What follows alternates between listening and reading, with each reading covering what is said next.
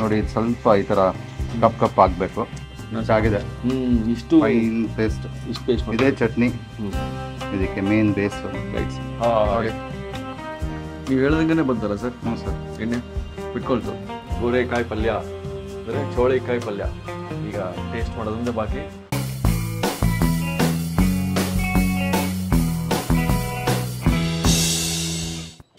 ನಮಸ್ಕಾರ ವೀಕ್ಷಕ ಬಂಧುಗಳೇ. ಮೈಸೂರು KM ಪುರಂ ಕೃಷ್ಣಮೂರ್ತಿಪುರಂ ಅಂತ ಸಂಧ್ಯಾ ಹೌಸು ಜಗತ್ ಪ್ರಸಿದ್ಧ. ನೀವು ಆಗಲೇ ನೋಡಿರ್ಬೋದು. ಸಂಧ್ಯಾ ಅವರು ರೆಸಿಪಿ ತೋರಿಸಿದ್ರು, ನಮಗೆ ಅವ್ರ ಮಗ ಕಿರಣ್ ಅವರು ರೆಸಿಪಿ ತೋರಿಸಿದ್ರು. ಇವತ್ತು ಮತ್ತೆ ಬಂದಿದ್ದೀವಿ ಮೈಸೂರಲ್ಲಿ. ಕಿರಣ್ ಅವರು ನಮಗೆ ಗೋರೆಕಾಯಿ ಪಲ್ಯ ಅಂತೆ, ಉತ್ತರ ಕರ್ನಾಟಕದ ಕಡೆಗಿದು ಚೌಳಿಕಾಯಿ ಪಲ್ಯ. ಸಂಧ್ಯಾ ಹೌಸಿನ ಈ ರೆಸಿಪಿ ಹೆಂಗಿರ್ತದೆ ನೋಡೋಣ.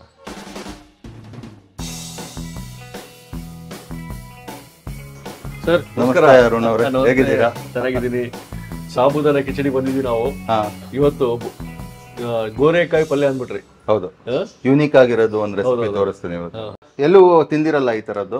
ಹಾ, ತುಂಬಾ ಸಿಂಪಲ್ ಆಗಿ ಯಾರು ಬೇಕಾದ್ರೂ ಮಾಡ್ಕೋಬಹುದು. ಬೆಳ್ಳುಳ್ಳಿ ಹಾಕಿ ಒಂದು ಚಟ್ನಿ ರೆಸಿಪಿ ತೋರಿಸ್ತೀನಿ, ಸೀಕ್ರೆಟ್ ಇದಕ್ಕೆ. ಅದೇ ಅದ್ರದ್ದು ಬೇಸ್ ಮಸಾಲ. ಜಾಸ್ತಿ ಗರಂ ಮಸಾಲ ಇಲ್ಲದೆ ಮಾಡೋಂಥ ಪದಾರ್ಥ, ಬಟ್ ರುಚಿಗೆ ತುಂಬಾ ಚೆನ್ನಾಗಿರುತ್ತೆ ಅಂಡ್ ತುಂಬಾ ಹೆಲ್ದಿ ಕೂಡ. ನೋಡೋಣ ಸರ್, ನೋಡೋಣ.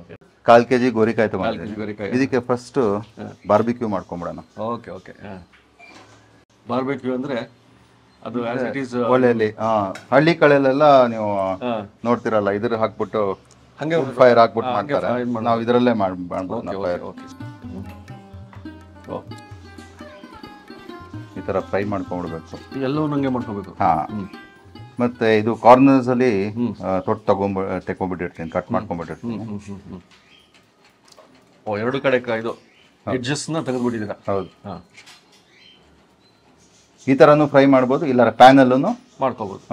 ಫ್ರೈ ಮಾಡ್ಕೊಂಡು ಈ ತರ ಸ್ವಲ್ಪ ಸ್ಮೋಕ್ ಫ್ಲೇವರ್ ಬರುತ್ತೆ. ಸ್ವಲ್ಪ ಒಲೆ ಮೇಲೆ ಇರ್ಲಿ, ಅದಕ್ಕೆ ಡಿಸ್ಟೆನ್ಸ್. ಇದೊಂಥರ ಯುನೀಕ್ ಆಗಿ ಫ್ಲೇವರ್ ಕೊಡುತ್ತೆ ಇದು, ಈ ತರ ಮಾಡೋದ್ರ ಇದರಿಂದ. ಹಾ, ಸೊ ನಾವು ಸಂಧ್ಯಾ ಹೌಸ್ ಬಂದ್ರೆ ಒಂದು ಏನಾದ್ರು ಯೂನಿಕ್ ಇರ್ಲೇಬೇಕಲ್ಲ ಸರ್? ಹ್ಞೂ ಸರ್. ಆ ಯೂನಿಕ್ನೆಸ್ಗೆ ಜಗತ್ ಮೆಚ್ಚಿರೋದು, ವಿದೇಶಿಯರು ಮೆಚ್ಕೊಂಡಿರೋದು ಈ ಯೂನಿಕ್ನೆಸ್ಗೆ.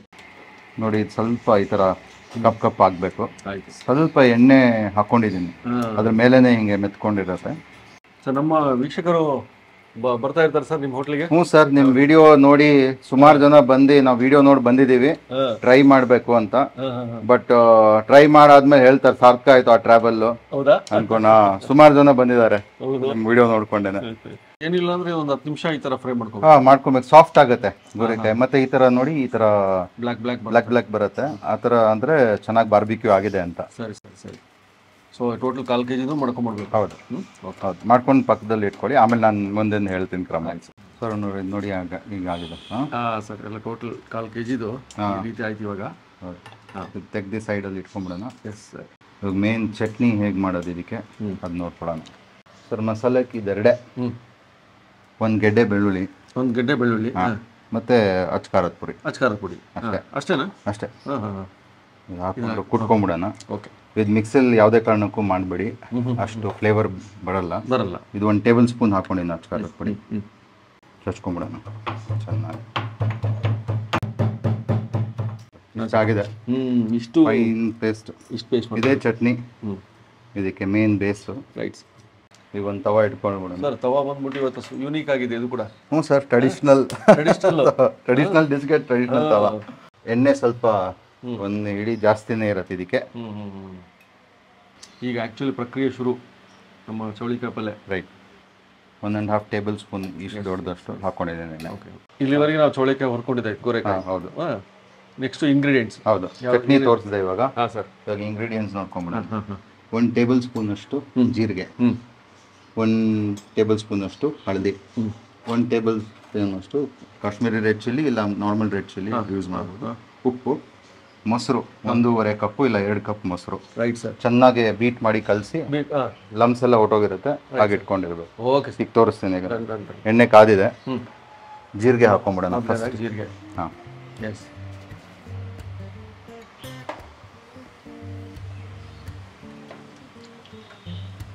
ಈಗ ಜೀರಿಗೆ ಆಯಿತು. ಈ ಚಟ್ನಿ ಏನು ಮಾಡ್ಕೊಂಡಿದ್ದೀವೋ ಅದನ್ನ ಪೂರ್ತಿ ಇಲ್ಲಿ ಹಾಕೊಂಡ್ಬಿಡೋಣ. ಓಕೆ. ಹಾಕೊಂಡು ನಮ್ಮ ಉತ್ತರ ಕರ್ನಾಟಕ ಕಡೆಗೆ ನಾವು ಖಾನಾವಳಿಗೆ ಹೋದ್ರೆ ಹಾ ಈ ಪಲ್ಯ ಸಾಧಾರಣವಾಗಿ ಇದ್ದೇ ಇರ್ತದೆ. ಹೌದಾ? ಹಾ ಹಾ.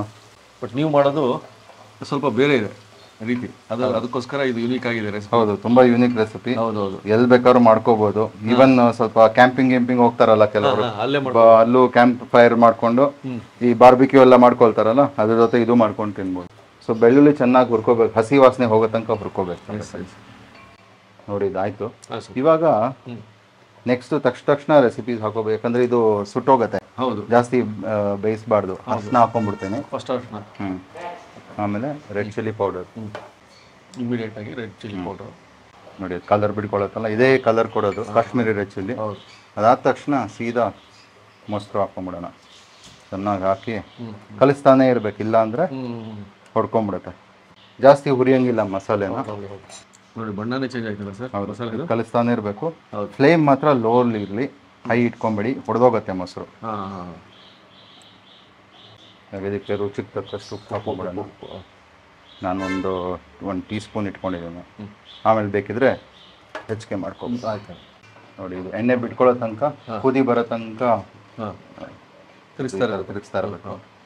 ಆಮೇಲೆ ಇದಕ್ಕೆ ಗೋರಿಕಾಯಿ ಹಾಕೊಂಡ್ಬಿಡೋಣ. ಅಷ್ಟೇ ಸರ್. ಗೋರಿಕಾಯಿ ಹಾಕೊಂಡು ಓಪನ್ ಇದರಲ್ಲೇ ಪ್ಯಾನಲ್ಲೇ ಬೇಯಿಸ್ಕೊಳ್ಳೋಣ. 75% ಅದರಲ್ಲೇ ಆಗ್ಬಿಟ್ಟಿರುತ್ತೆ ಬೇಯೋದು. ಇನ್ನು 25% ಇದರಲ್ಲಿ ಅಷ್ಟೇ. ಆಲ್ಮೋಸ್ಟ್ ಕೆಲಸ ಫಸ್ಟ್ ಇಂಪಾರ್ಟೆಂಟ್ ಕೆಲಸ ಆಗೋಗಿದೆ. ಹಾಂ ಸರ್. ನೋಡಿ ಎಷ್ಟು ಸಿಂಪಲ್. ಹೌದು, ವೆರಿ ಸಿಂಪಲ್ ರೆಸಿಪಿ. ಹೌದು, ಉತ್ತರ ಕರ್ನಾಟಕ ನೋಡ್ತೀನಿ ನಾನು. ನಾರ್ಮಲಿ ಅಲ್ಲಿ ಹೋದ ಖಾನಾವಳಿಯಲ್ಲಿ ಇದು ಒಂದು ಶೇಂಗಾ ಅಂದ್ರೆ ಕಡಲೆ ಬೀಜ, ಹೌದು, ಸಣ್ಣ ಪುಡಿ ಮಾಡ್ಕೊಂಡು ಹೌದು ಫ್ರೈ ಮಾಡ್ಬಿಟ್ಟು ಅದನ್ನ ಹಾಕ್ತಾರೆ. ಪುಡಿ ಮಾಡ್ಕೊಂಡು ಮಿಕ್ಸಿಲಿ ಹಾಕ್ತಾರೆ. ಇಲ್ಲಿ ಹಾಕಲ್ಲ, ಯಾಕಂದ್ರೆ ಮೊಸರು ಯೂಸ್ ಮಾಡ್ತಾ ಇದೀವಲ್ಲ. ಆ ಜೀರಿಗೆ ಕಾಣ್ತಾ ಇದೆ ನೋಡಿ, ಕಾಣ್ಬೇಕು.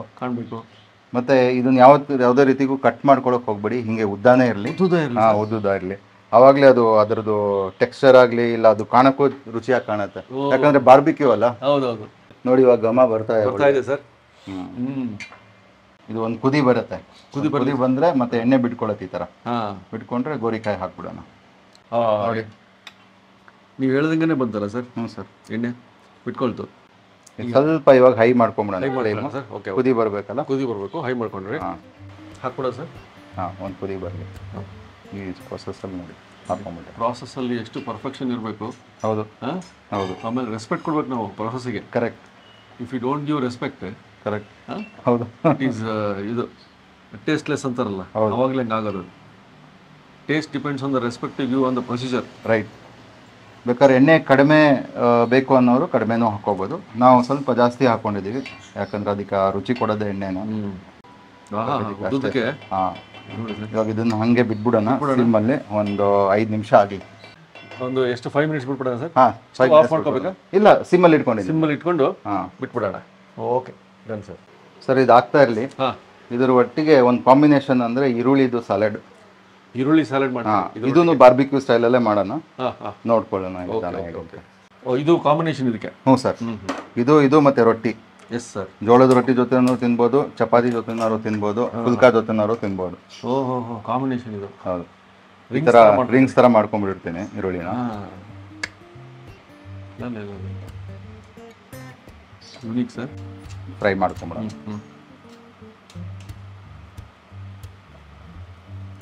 ಇದು ಕೂಡ ಕೆಂಪಾಗಬೇಕೇನು? ಅಷ್ಟೇನು ಕೆಂಪು ಬೇಕಾದ್ರೆ ಸ್ವಲ್ಪ ಅದು ಅದರದ್ದು ನೀರಿನ ಅಂಶ ಇರುತ್ತಲ್ಲ ಈರುಳ್ಳಿದು, ಅದೆಲ್ಲ ಹೋಗುತ್ತೆ. ಹಸಿ ವಾಸನೆ ಹೋಗುತ್ತೆ. ಎಸ್ಪೆಷಲಿ ಮಳೆಗಾಲದಲ್ಲಿ ಮತ್ತು ಚಳಿಗಾಲದಲ್ಲಿ ಈ ತರ ಬಾರ್ಬಿಕ್ಯೂ ರೆಸಿಪೀಸ್ ನಿಮ್ಗೆ ಭಾಳ ಇಷ್ಟ? ತುಂಬಾ ಇಷ್ಟ. ಹೌದು, ಆ ವೆದರ್ಗೂ ಆ ಡಿಶ್ಗೂ ಸೂಟ್ ಆಗಿ ಮ್ಯಾಚ್ ಆಗ್ಬೇಕಲ್ಲ. ಕರೆಕ್ಟ್. ಈಗ ತೆಗ್ಬಿಡೋದು. ತೆಗ್ಬಿಡೋಣ. ತೆಗ್ಬಿಟ್ಟು ಒಂದು ಬೌಲಲ್ಲಿ ಹಾಕೊಂಡ್ಬಿಡ್ತೀನಿ. ಇದಕ್ಕೆ ಚೂರು ಉಪ್ಪು, ಕುದಿತಾ ಇದೆ. ಕೊತ್ತಂಬರಿ ಸೊಪ್ಪು ಕಟ್ ಮಾಡ್ಕೊಂಡಿದ್ದೀನಿ, ಒಂದು ಕೈ ಹಿಡಿ. ಇಲ್ಲೇ ಹಾಕ್ಬಿಡೋದು ಸರ್? ಡೈರೆಕ್ಟ್ ಆಗಿ ಅಷ್ಟೇ. ಆ ದಂಟು ಇರಲಿ ಸ್ವಲ್ಪ. ಕೊತ್ತಂಬರಿ ಸೊಪ್ಪು ಕಲ್ಸ್ಕೊಂಡ್ಬಿಡೋಣ. ಇದು ಬಿಸಿ ಇದ್ದಂಗ್ಲೇ ಕಲ್ಸ್ಕೊಂಡ್ಬಿಟ್ರೆ ಉಪ್ಪು, ಕೊತ್ತಂಬರಿ ಸೊಪ್ಪು, ಇದು ಅಷ್ಟೇ ಸರ್. ಇಷ್ಟೇನು ಇದು? ಅಷ್ಟೇ. ಇದು ನಂಚ್ಕೊಳಕ್ಕೆ ಸುಮ್ಮನೆ ನೆಂಚ್ಕೊಳಕ್ಕೆ. ಸೈಡಲ್ಲಿ ರೊಟ್ಟಿ ಜೊತೆ ಇದ್ರ ಜೊತೆ ಕಾಂಬಿನೇಷನ್ ಒಳ್ಳೆ.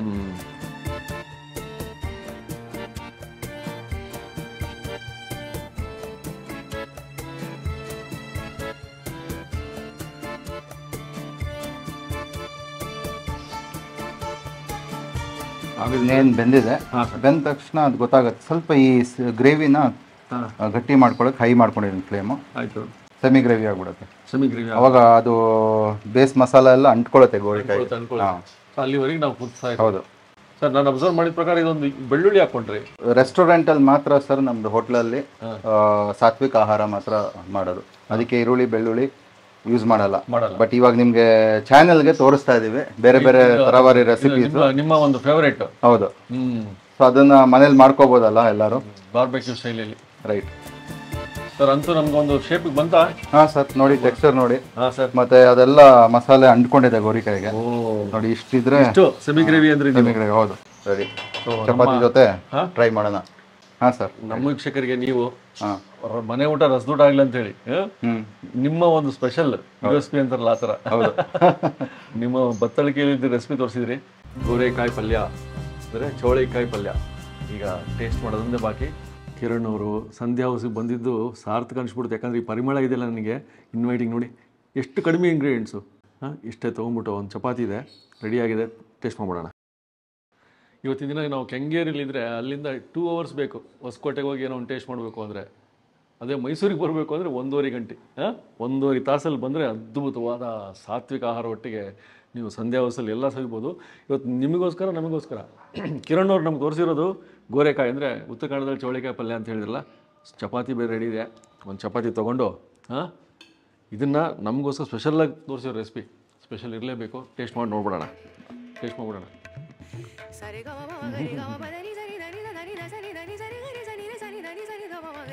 ಬಾಯಿಲಿ ಚಪಾತಿ ಒಟ್ಟಿಗೆ ಆ ಫ್ಲೇವರ್ ಹರಡ್ತಾ ಇದೆ. ನಾನು ನುಂಗ್ಬಿಟ್ಟು ಹೇಳ್ತೀನಿ ನಿಮಗೆ.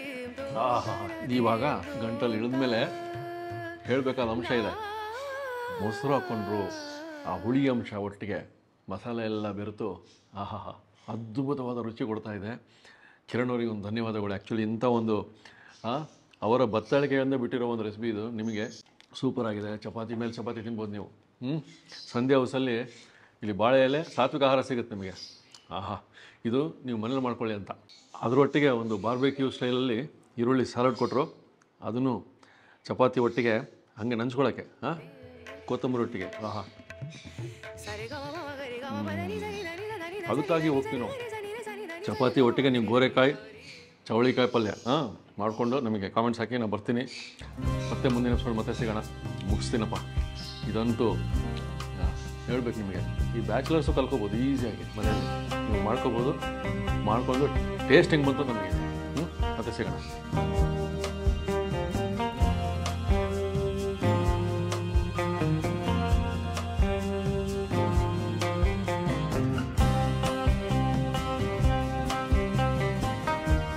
ಇನ್ನೂ ಅನೇಕ ಸ್ವಾದಿಷ್ಟ ರೆಸಿಪಿಗಳಿಗಾಗಿ ಸಬ್ಸ್ಕ್ರೈಬ್ ಮಾಡುವುದನ್ನು ಮರೆಯಬೇಡಿ.